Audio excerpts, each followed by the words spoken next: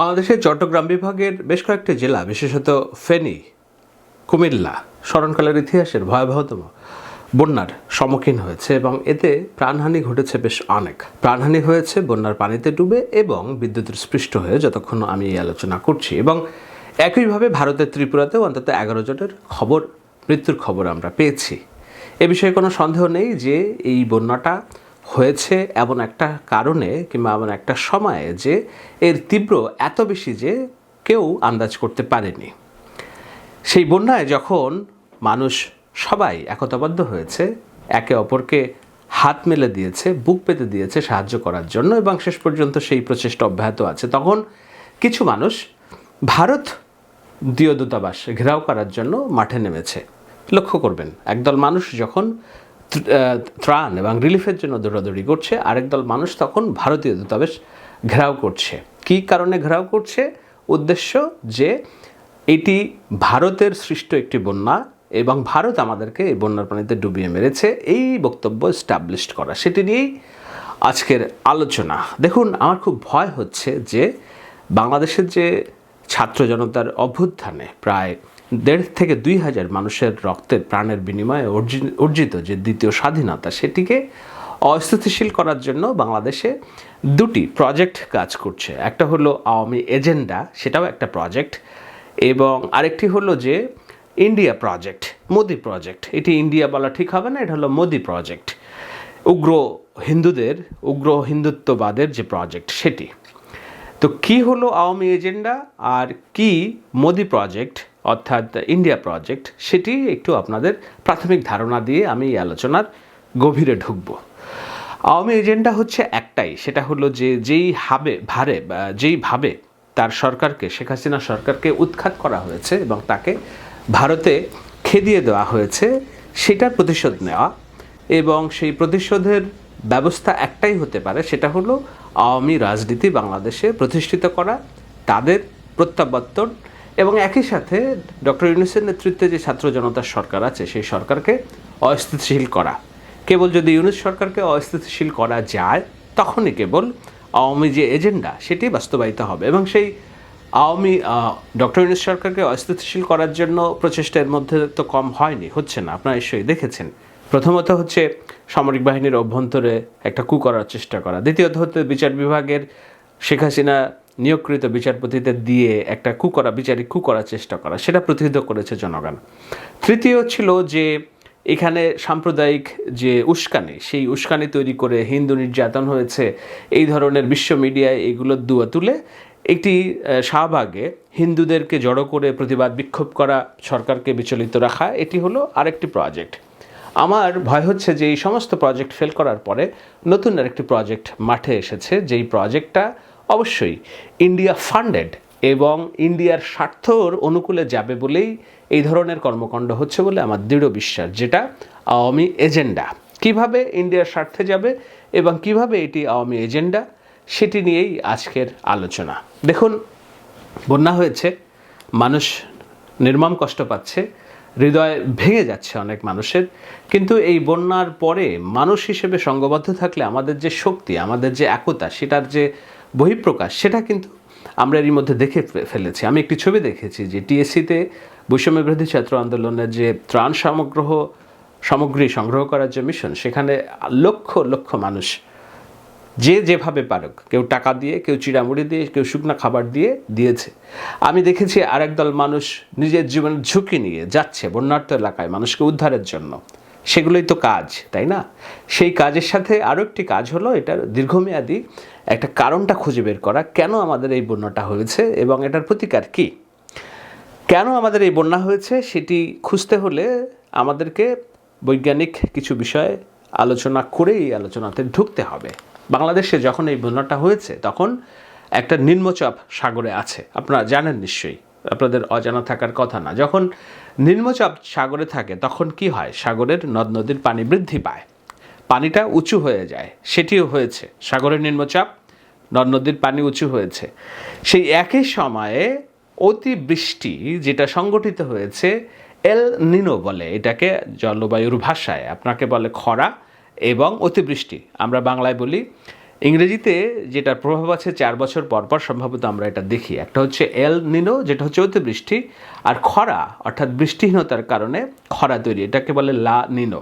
তো এই এল নিনো আমরা জানি, লা নিনোর কথাও আমরা জানলাম এবছর এসে যে এই যে বৃষ্টিটা হচ্ছে সেটা লা নিনোর প্রভাব।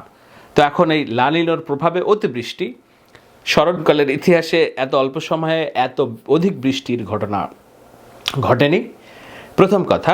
দ্বিতীয় কথা হচ্ছে সাগরের নিম্নচাপ, আর তৃতীয় কথা হচ্ছে নিম্নচাপের প্রেক্ষিতে নদ নদীর যে পানি বৃদ্ধি, উঁচু হয়ে গেছে নদীবক্ষ, এই পানিটা উজান থেকে নেমে আসার জন্য নেমে যে দ্রুত নেমে যাবে সেই রাস্তা নাই, ফলাফল কি? বন্যা। এবং পানিটা যে এসেছে ত্রিপুরা থেকে সে বিষয়ে কোনো সন্দেহ নেই, ত্রিপুরা থেকেই পানি আসবে, বাংলাদেশ থেকে পানি ত্রিপুরাতে যাবে না। মেঘালয় থেকেই পানি বাংলাদেশে আসবে, বাংলাদেশ থেকে পানি মেঘালয়ে যাবে না, কারণ এটাই আমাদের প্রকৃতি, এটাই আমাদের নিয়তি যে উজান থেকে পানি আসবে। সেই উজান থেকে পানি আসার যে স্রোত, গতি, প্রবাহ, সেই প্রবাহ আটকে দিয়ে ভারত যে চারপাশে 54টা নদীতে বাদ দিয়েছে সেটি একটি আন্তর্জাতিক আইনের সুস্পষ্ট লঙ্ঘন। সেই আইনের লঙ্ঘনটা এর আগের সরকারগুলো, বিশেষত 15 বছর ধরে যে সরকার ক্ষমতায় আছে, তারা নতজান পররাষ্ট্রনীতির ভূমিকা পালন করে সেটাকে তারা করতে দিয়েছে। এখন আমি চাইলেই কি আজকে এই 54টা নদীর বাঁধ ভেঙে ফেলতে পারবো কিনা? না, আমি ভারতের সাথে দীর্ঘমেয়াদী একটা শক্তি সামর্থ্য অর্জন করে তাদেরকে আমরা বাধ্য করব যে না, এই বাঁধ যেগুলো দেওয়া হয়েছে সেগুলোর ব্যবস্থাপনায় বাংলাদেশকে অংশীদার করে রাখতে। সেটা একটা দীর্ঘমেয়াদী পরিকল্পনা এবং সেটা একটা দীর্ঘমেয়াদী যুদ্ধ, লড়াই, অসম লড়াই। সেই লড়াইটা আমাদের করতে হবে। সেই অসম লড়াই করতে হলে সর্বাগ্রে আমাদের যেটা দরকার, আমাদের সক্ষমতা অর্জন, আমাদের স্থিতিশীলতা অর্জন। বাংলাদেশে নতুন একটি সরকার এসেছে, 15 দিন হয় নাই। সেই সরকারকে অস্থিতিশীল করার জন্য এর মধ্যে যত প্রজেক্ট ছিল আওয়ামী এজেন্ডার, সবগুলো ভেস্তে গিয়েছে।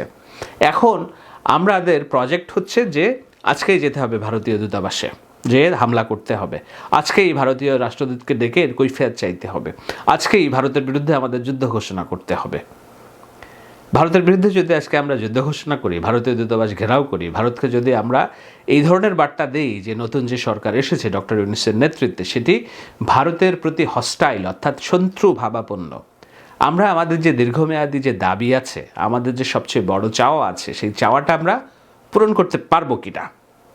কী চাওয়া সেটা? চাওয়াটা হলো বাংলাদেশে এই যে জাতিসংঘের হিসেবে 580 জন, 650 জন, আমাদের হিসেবে প্রায় 1500 থেকে 2000 মানুষের যে প্রাণহানি হলো, আমাদের হিসেবে প্রায় 33,000 মানুষ, ছাত্র যুবক, খেটে খাওয়া দিনমজুর যে হাসপাতালের বিছানায় চিৎকার করছে, পঙ্গুত্ব বরণ করছে, তাদের রক্তের হিসাব, এই গণহত্যা মাসক্লিমের হিসাব, সেটা আমাদের নিশ্চিত করা। সেই হিসাব নিশ্চিত যেন না হয়, এটা কারা চায়, এটা কাদের এজেন্ডা? আমরা যেন শেখ হাসিনার হত্যার বিচার না করতে পারি, এটা আওয়ামী এজেন্ডা। যেটি আওয়ামী এজেন্ডা সেটাই মোদি প্রজেক্ট। তো সেই মোদি প্রজেক্ট বাস্তবায়ন করার জন্য আমরা যদি ভারতের সাথে আমাদের শেখ হাসিনার যে বিচার প্রক্রিয়া, সেই বিচার প্রক্রিয়া করার জন্য শেখ হাসিনা আছেন কোথায় এখন? ভারতের তত্ত্বাবধানে। আমরা যদি ভারতের সাথে একটা সুসম্পর্ক বজায় রেখে আমাদের যে মূল চাওয়া শেখ হাসিনাকে দেশে প্রত্যাবর্তন করা এবং তাকে বিচারের মুখোমুখি করানো, এবং একই সাথে প্রতিবেশী হিসেবে আমাদের যেসব ন্যায্য পাওনা আছে, সম্মানের দৃষ্টিতে আমরা যেন আমাদের প্রতিবেশী সুলভ সম্পর্ক বজায় রাখতে পারি, সেসব দেন দরবার, সেটা করতে গিয়ে আপনি যদি যুদ্ধ ঘোষণা করেন, তাহলে ভারত শত্রু রাষ্ট্র হিসেবে যদি বিবেচনা করে সব রকম সহযোগিতা বন্ধ করে দেয়, আমাদের সাথে ভারতের যে বন্দি বিনিময় চুক্তি আসে, যে চুক্তির মধ্য দিয়ে আমরা চাচ্ছি শেখ হাসিনাকে ফিরিয়ে আনতে, যেটা ভারত দিতে বাধ্য, তারা যদি সেই সহযোগিতার সম্পর্কটা নষ্ট করে দেয়, আমরা কি আমাদের কাঙ্ক্ষিত যে শহীদের রক্তের যে প্রতিশোধ সেটি আমরা নিতে পারবো কিনা? না আমাদের রক্তের সাথে বেইমানি হবে? এই রক্তের সাথে বেইমানি হোক, সেটা কাদের প্রজেক্ট, কাদের এজেন্ডা? এটি আওয়ামী এজেন্ডা। সেই আওয়ামী এজেন্ডা বাস্তবায়নে কিছু মানুষ রাস্তায় নেমেছে। কেন নেমেছে, কারা নেমেছে আমি নাম বলতে চাই না, এবং হয়তো তারা বুঝে নেমেছে, হয়তো তারা অবুঝ হয়ে নেমেছে। আমি এই বিষয়টা আরও একটু খোলসা করার জন্য আমি একটা গ্রাফিক্স এঁকেছি, নিশ্চয়ই আপনারা বুঝতে পারবেন। আপনাদের অনেকেই দ্বিমত করবেন আমার সাথে যে না, ভারত আমাদের শত্রু, ভারতকে আমাদের মোকাবেলা করতে হবে। নিশ্চয়ই কেউ কেউ এটা ভাবছেন এবং এটাও ভাবতে শুরু করেছেন যে আমি ভারতের দালালি করছি। ঠিক আছে, আমি গত 14 বছর ধরে যদি এই সরকারের বিরোধিতা করি, স্বৈরতন্ত্রের বিরোধিতা করে যদি আমি আপনাদের চোখে ভারতের দালাল হিসেবে খেতাব পাই, আমার আপত্তি নাই তাতে। কিন্তু আমি বলেছি যে আগুনের মুখে দাঁড়িয়েও আমি সত্যি কথাটা বলে যাব, যেটা ন্যায় সেটা বলে যাব। কিছু মানুষ বুঝবে, কিছু বুঝবে না। আমি চাই বোঝা যেসব মানুষ বুঝবে তাদের মধ্য থেকেই বাংলাদেশের নেতৃত্ব বেরিয়ে আসবে, যারা সহনশীল আচরণ করবে, দূরদর্শী আচরণ করবে, আবেগের বশবর্তী হয়ে কেবলমাত্র স্বার্থসিদ্ধির চেষ্টা করবে না। কেন আমি এই কথাটা বলছি শেখ হাসিনার যে পতনের হিস্ট্রি, শেখ হাসিনার যে পতন, সেটি আমাদের কাছে এখনও অনেকটা সিনেম্যাটিক, রাইট? আমরা চেয়েছি গত বছরের পর বছর ধরে আন্দোলন করে শেখ হাসিনাকে উৎখাত করার জন্য, আমরা পারিনি। যতক্ষণ না পর্যন্ত সকল দল মত গোষ্ঠীর লোকজন একত্রিত হয়ে চেয়েছে শেখ হাসিনার উৎখাত হোক। সেজন্যই স্রষ্টার পাঠানো আবাবিল পাখির মতো লক্ষ কোটি মানুষ রাস্তায় নেমে এসেছে। এই যে মানুষ রাস্তায় নেমে এসেছে, এদের মধ্যে 4 ধরনের মানুষ ছিল। আপনারা যদি গ্রাফিক্সটা দেখেন, সার্কেলটা একটু বোঝার চেষ্টা করেন। একটা হলো বাংলাদেশি জাতীয়তাবাদের মানুষ। কারা বাংলাদেশি জাতীয়তাবাদের মানুষ? যারা রাজনীতি করছে বিএনপি এবং সমমানা দলগুলো, যারা মূলত উদার রাজনীতি করে, মধ্যপন্থা রাজনীতি করে, তারা হলো বাংলাদেশি জাতীয়তাবাদের পছন্দের মানুষ। তো এই বাংলাদেশি জাতীয়তাবাদের মানুষ আন্দোলন করছে শেখ হাসিনার বিরুদ্ধে অনেক দিন। একইভাবে ইসলামী জাতীয়তাবাদের যারা মানুষ আছে, জামায়াতে ইসলামী, হেফাজতে ইসলামী, চরমনাই পীর এবং অন্যান্য যারা ধর্মপ্রাণ মুসলিম আছেন, তারা ইসলামী জাতীয়তাবাদের মানুষ। তো বাংলাদেশি জাতীয়তাবাদ, ইসলামী জাতীয়তাবাদ আলাদা আলাদাভাবে, কখনো কখনো একভাবে আন্দোলন করেছে। এর সাথে আলাদা আলাদাভাবেও আন্দোলন করেছে কিছু বাম রাজনৈতিক সংগঠন, যেমন রাষ্ট্রচিন্তা, যেমন জুনায়েদ সাকি, যেমন ঢাকা বিশ্ববিদ্যালয়ের অভ্যন্তরে নানান রকম ছাত্র শক্তি। এর বাইরে সুশীল সমাজ। কোন সেই সুশীল সমাজ? বুদ্ধিজীবী, অর্থনীতিবিদ এবং যারা বিদেশে ভূমিকা রাখে, শেখ হাসিনার ফ্যাক্টস ফাইন্ডিংয়ে ভূমিকা রেখেছে, গণহত্যার ভূমিকা রেখেছে, র্যাবের ক্রসফায়ার নিয়ে স্যাংশন আনা যায় সেজন্য ভূমিকা রেখেছে। এই ধরনের মানুষগুলোর মিলিয়ে এই যে বাম এবং সুশীল জনগোষ্ঠীর একটা, তারাও দীর্ঘমেয়াদী চেষ্টা করেছে বিক্ষিপ্তভাবে কিংবা ইসলামী জাতীয়তাবাদ, বাংলাদেশি জাতীয়তাবাদের সাথে। চতুর্থ যেই গোষ্ঠীটা, সেই গোষ্ঠীটা হচ্ছে সময়ের অপেক্ষায় থাকা জনগোষ্ঠী, এবং এর সাথে যোগ হয়েছে মুই কি হইনুরে টাইপ কিছু লোকজন, যারা তাদের নিজস্ব কিছু এজেন্ডা আছে। সময়ের অপেক্ষায় থাকা জনগোষ্ঠীর মধ্যে কাদেরকে আমি বোঝাচ্ছি সময়ের অপেক্ষায় থাকা জনগোষ্ঠী? যেমন ব্যবসায়ী সমাজ, যারা বুঝতো যে শেখ হাসিনা স্বৈরাচার, তাদের পতন দরকার, কিন্তু প্রকাশ্যে অ্যাগ্রেসিভ কোনো ভূমিকা ছিল না। নাগরিক সমাজ, মা বোন, অভিভাবক, স্কুল কলেজের শিক্ষার্থী, যারা টিকটক জেনারেশন, যারা এটাকে কি বলে, র্যাপার, সঙ্গীত শিল্পী, এর এতদিন যাবৎ এই সরকারের নানান সুযোগ সুবিধা ভোগ করে এসেছে। এমনকি যে বৈষম্য বিরোধী ছাত্র সমাজেরও যাত্রা শুরু হয়েছে 1-1.5 বছর আগে, কিন্তু তারা সবাই ভুক্তভোগী। তারা কেবল সময়ের জন্য অপেক্ষা করছিল যে কখন একটা সময় আসবে সবাই মিলে ধাক্কাটা দিবে। এবং সেই সাথে এই যে মুই কি হৈনিরো টাইপ জনগোষ্ঠী, যারা নিজেরা নিজেদের এজেন্ডা ছিল, কেউ হয়তো বাংলাদেশে নতুন রাজনীতি তৈরি করতে চায়, কেউ হয়তো অন্য রাজনৈতিক দলগুলোকে দুর্বল করে নিজেদের মতবাদ প্রতিষ্ঠিত করতে চায়, কেউ হয়তো ব্যাংক ডাকাত করে অনেক বড় ব্যাংকের মালিক হতে চায়, কেউ হয়তো বা এই যে ঘোলা পানিতে মাছ শিকার করতে চায়। তো এই সময়ের অপেক্ষায় থাকা জনগোষ্ঠীর সাথে মুই কি হৈনিরো টাইপ জনগোষ্ঠী, এটা মিলে একটা গ্রুপ। বাম জাতীয়তাবাদ একটা গ্রুপ, সুশীল সমাজ মিলে ইসলামী জাতীয়তাবাদ একটা গ্রুপ, বাংলাদেশি জাতীয়তাবাদ। এই 4টা ধরনের জনগোষ্ঠী যখন একত্রিত হয়েছে, সম্মিলিতভাবে ধাক্কা দিয়েছে, শেখ হাসিনা উৎখাত হয়েছে। এমনভাবে উৎখাত হয়েছে যে সে ভারতে পালিয়ে যেতে বাধ্য হয়েছে। বাংলাদেশে আওয়ামী লীগের যে রাজনীতি চিরতরে বন্ধ হওয়ার পথে। এখন এই যে 4 জনগোষ্ঠী, সেই 4 জনগোষ্ঠী মিলে যখন একত্রিত হলো, সেই একত্রিত হওয়ার আলাদা আলাদাভাবে যে যেভাবে স্বপ্ন দেখেছে বাংলাদেশটা, সেইটার একটা সম্মিলিত রূপরেখাই হচ্ছে আমাদের আগামীর বাংলাদেশটার স্বপ্ন। দেখুন, যারা ইসলামী জাতীয়তাবাদ চেয়েছে, তাদের ইসলামী জাতীয়তাবাদ বাংলাদেশে কোনোদিন প্রতিষ্ঠিত হবে না। যারা বাংলাদেশি জাতীয়তাবাদ চেয়েছে, পরিপূর্ণভাবে বাংলাদেশি জাতীয়তাবাদ প্রতিষ্ঠিত হবে না। যারা সুশীল সমাজ যেভাবে দেখতে চায়, বৈষম্যহীন, একেবারে বৈষম্যহীন রাষ্ট্র পৃথিবীর কোথাও নেই, সেটাও হবে না। আবার এই সময়ের অপেক্ষায় থাকা জনগোষ্ঠী যেভাবে শেখ হাসিনা পতনের কে চেয়েছে এবং তারা যেটা ভাবছে, তাদের মনোজগতে যেসব দ্বন্দ্ব আছে, সবগুলো দ্বন্দ্ব যে নিরসন হবে, এমন রাষ্ট্র ব্যবস্থা পৃথিবীর কোথাও নেই। এটাকে বলে ইউটোপিয়ান রাষ্ট্র, নেই কোথাও পৃথিবীতে। কিন্তু যেই রাষ্ট্র হতে পারে সেটা হলো আমাদের সামগ্রিক যে চাওয়া, সেই চাওয়ার একটা সন্নিবেশ হতে পারে। যেমন বাংলাদেশি জাতীয়তাবাদ, ইসলামী জাতীয়তাবাদ, সময়ের সুযোগের অপেক্ষায় থাকা জাতীয়তাবাদ এবং এই যে সুশীল কিংবা মিলিয়ে সব বৃত্তগুলোর আমি আপনাদের বোঝার স্বার্থে একটু হালকা করে রঙটা দিয়ে দেখিয়েছি। আপনারা নিশ্চয়ই বুঝতে পারছেন যে এই হালকা রঙের ভিতরে আপনি যদি সব বৃত্তগুলোকে এক সাইডে রেখেও মাঝখানে একটা বৃত্ত তৈরি করেন, সেটাই হলো আমাদের কাঙ্ক্ষিত বাংলাদেশ। যেহেতু আমরা এককভাবে যেটা চাই সেটা হবে না, সুতরাং সবাই মিলে আমরা যেটা চাই সেখান থেকে সন্নিবেশ ঘটিয়ে মৌলিক বিষয়গুলো নিয়ে যদি আমরা একটা বাংলাদেশ গড়তে পারি, সেই বাংলাদেশ হবে সবার। সেই বাংলাদেশ হবে ইসলাম পন্থাদের, সেই বাংলাদেশ হবে বাংলাদেশি জাতীয়তাবাদের, সেই বাংলাদেশ হবে সুশীলদের, সেই বাংলাদেশ হবে সময়ের উপেক্ষায় থাকা জনগোষ্ঠীর, সেই বাংলাদেশ হবে হিন্দু, বৌদ্ধ, খ্রিস্টান, দিনমজুর, ব্যবসায়ী, সুশীল, উচ্চ নিচ্চ সবার। এমন তো একটা রাষ্ট্র আমরা চাই। সেই রাষ্ট্রের জন্য সবাই যুদ্ধ করেছে যার যার জায়গা থেকে। একবার যখন যুদ্ধটা হয়ে গিয়েছে, অন্তর্বর্তী সরকার যেহেতু কাজ করছে সামনে, এখন আমাদের ভিতরে এই যে গোষ্ঠীগুলো, নানান গোষ্ঠীগুলোর একটা টানাপোড়েন আমরা লক্ষ্য করছি। কি সেই টানাপোড়েন? বাংলাদেশে জাতীয়তাবাদ চায় দ্রুত নির্বাচন দিয়ে একটা গণতান্ত্রিক সরকার, ইসলামী জাতীয়তাবাদ চায় বাংলাদেশে আগামী দিনের সরকার হবে ইসলাম এবং খেলাফত রাষ্ট্র, সুশীলরা চায় বাংলাদেশে এমন একটা জনগোষ্ঠী হবে, বামরা যেটা বাম এবং সুশীলরা মিলে যেটা সেখানে সবার অধিকার থাকবে, তাদের এজেন্ডা বাস্তবায়িত হবে, অসাম্প্রদায়িকতা থাকবে। আর এই যে সুযোগের অপেক্ষায় জনগোষ্ঠী যেটা, তারা চায় এমন বাংলাদেশ যেখানে নিত্য পণ্যের মূল্য কম থাকবে, হানাহানি থাকবে না, একে অপরের প্রতি সহনশীলতা থাকবে, সহিষ্ণুতা থাকবে। এবং এই যে মুই কি হইনু জনগোষ্ঠীর যারা এই আন্দোলনে অংশ নিয়েছে, তারা চায় যে তাদের নিজেদের এজেন্ডা বাস্তবায়ন করবে। সেই এজেন্ডার মধ্যে কি, আমি আগেই বলেছি, কেউ নিজস্ব রাজনৈতিক দল গঠন করতে চায়, কেউ ব্যাংক ডাকাত করে বড়লোক হতে চায়, কেউ বা সব লুটপাট করে এর আগে যেহেতু আওয়ামী লীগ সরকারের আমলে তারা কিছু করতে পারেনি, এখন তারা করবে। তো এই ধরনের নানান মুই কি হইনুর টাইপ জনগোষ্ঠী এবং অন্যান্য গোষ্ঠী মিলিয়ে এই যে জয়, এই সরকারের এক সরকার গঠিত হওয়ার পর তারা বিচ্ছিন্ন হওয়ার চেষ্টা করছে।